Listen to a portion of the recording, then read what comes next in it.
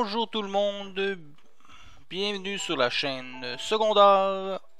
Aujourd'hui, petite vidéo sur la perspective à 2 points de fuite. Et oui, la dernière fois on avait fait bien sûr la perspective à 2 points de fuite pour la ville, ce qui faisait en sorte que les bâtiments étaient beaucoup plus simples, hein, beaucoup plus rectangulaires. Mais cette fois-ci, j'ai décidé de faire un bâtiment en perspective à 2 points de fuite. Comme vous pouvez voir, il y a quelques petites images qui sont défilées dans le coin gauche en haut, mais le bâtiment que vous voyez en ce moment, c'est le bâtiment que j'ai pris comme inspiration. Cette vidéo est en 2 parties, étant donné que l'autre partie c'est plus une question de coloration. Fait que vous allez voir, dans cette vidéo il n'y a pas d'ombre, hein, ce qui est rare dans mon cas, mais cette fois-ci vous allez devoir simplement dessiner votre bâtiment, si possible architecture moderne, hein, très carré, des grandes fenêtres, bien aéré, tout ça. N'oubliez pas que la perspective à 2 points de fuite, c'est important de placer ces 2 points de fuite sur la feuille. Il faut que je puisse bien les voir pour bien comprendre. En gros, vous devez faire la superposition et la juxtaposition de plusieurs formes carrées ou rectangles, plus cubiques, hein, on s'entend. Même pour faire l'intérieur, vous devez, quand vous devez faire des creux, vous faites la même technique, sauf qu'il faut simplement bien indiquer à quel endroit l'intérieur doit se créer, et à partir de là, ben, il reste simplement à déterminer quel point de fuite va influencer votre ligne de fuite. Chose que j'ai fait, je me suis arrangé pour que la ligne d'horizon soit pas tout à fait centrée, j'ai légèrement décalé vers le bas pour me permettre d'avoir quand même beaucoup plus de ciel ou plutôt d'environnement.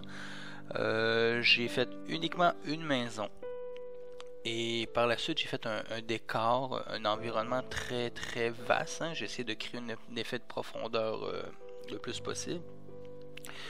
Au niveau de la maison, bien sûr, je me suis inspiré d'un modèle, c'est toujours plus rapide dans ce temps-là. J'ai fait peut-être quelques modifications, mais très très mineures. C'est vraiment, au début, il va très simplement avec un rectangle, des carrés, des cubes, hein, bien sûr, qu'on met en perspective à 2 points de fuite. Je vous rappelle que les seules lignes qui ne sont pas influencées sont les lignes verticales. Par la suite, tout ce qui est supposément ligne horizontale, ben ils sont plus horizontales parce que justement ils sont influencés soit par le point gauche ou le point droite. Et les points de fuite, il y en a 2. Il n'y a même pas possibilité de faire jusqu'à 3 points de fuite, parce que là, ça leur a influencé la forme en hauteur. C'est comme si ça créait un effet de hauteur, mais dans ce cas-ci, le 3 points de fuite n'a pas été utilisé et ce n'était pas l'intention non plus. Vous pouvez observer que la maison est vraiment très très proche de la ligne d'horizon. C'est pour ça que au niveau du sol, ben, c'est très très droit. Si on compare au niveau du toit, qui est beaucoup plus en angle, faut faire attention à ça. Si vous descendez trop, ben, vous pouvez quand même descendre votre maison plus basse que la ligne d'horizon, il n'y a aucun souci. La mienne, étant donné que je l'ai mis sur des piliers, fait que ben, vous allez voir au fur et à mesure, c'est pas une maison standard qui est sur un sol droit, hein. Il était fait sur un flanc de montagne, de falaise, fait que c'est pour ça qu'il y a des piliers qui maintiennent, on va dire, le sol. Mais j'ai voulu, comme je vous dis, je me suis inspiré beaucoup de l'image, mais je voulais vraiment que quelque chose de différent. Je voulais vraiment faire moins une maison plus à l'extérieur, dans un environnement, à la limite un chalet, hein? On s'avoue que c'est un beau chalet, là. On s'entend que c'est quand même une maison assez constante pour un chalet, mais on s'entend que l'environnement va être très très important parce que la deuxième partie de la vidéo a un lien direct avec Marc-Aurèle Fortin. Fait que entre temps vous irez voir un petit peu ce qu'il fait Marc-Aurèle Fortin. En même temps ça pourra vous influencer peut-être sur votre environnement.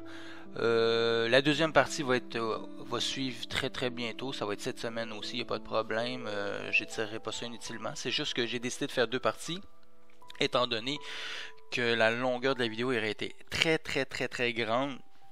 Et dans ce temps-là, c'est très problématique pour la durée du montage. Fait que avec une vidéo en deux parties, ben, ça facilite beaucoup plus le montage et surtout l'envoi par la suite sur la chaîne YouTube et tout ça. Fait que c'est surtout très avantageux de le faire en deux parties.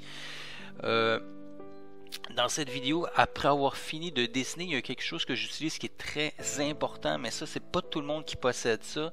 C'est un crayon marqueur noir indélébile.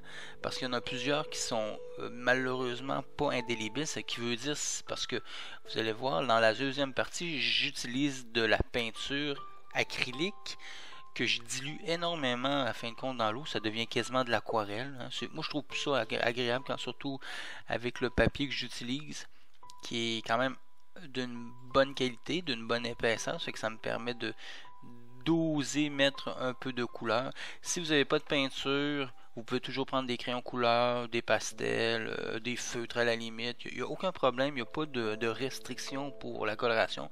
L'importance que j'aurais tendance à vous dire, c'est de faire un peu comme moi, d'y aller en deux parties. Faire votre dessin, s'assurer de bien ancrer si et seulement si vous avez les crayons indélébiles. Faites un test avant, faites-le sur un petit morceau de papier, passez un petit coup d'eau. Si vous voyez que la ligne n'a pas tendance à s'étirer inutilement, ben ça va être parfait. Ça veut dire que c'est des crayons qui sont appropriés pour ça. Moi je sais que j'ai utilisé deux crayons, puis une chance que le deuxième crayon j'ai utilisé à peine parce que lui était vraiment pas approprié pour ça, parce que je le voyais que à chaque fois que je donnais un petit coup de pinceau d'eau, l'encre allait ternir ma couleur. Fait que faut faire attention à ça. C'est que ça c'est très important. Fait que quand vous aurez fini de faire bien sûr votre dessin propre, on va dire propre au niveau du dessin et non au niveau de la coloration, ben, vous pourrez prendre une photo à nouveau.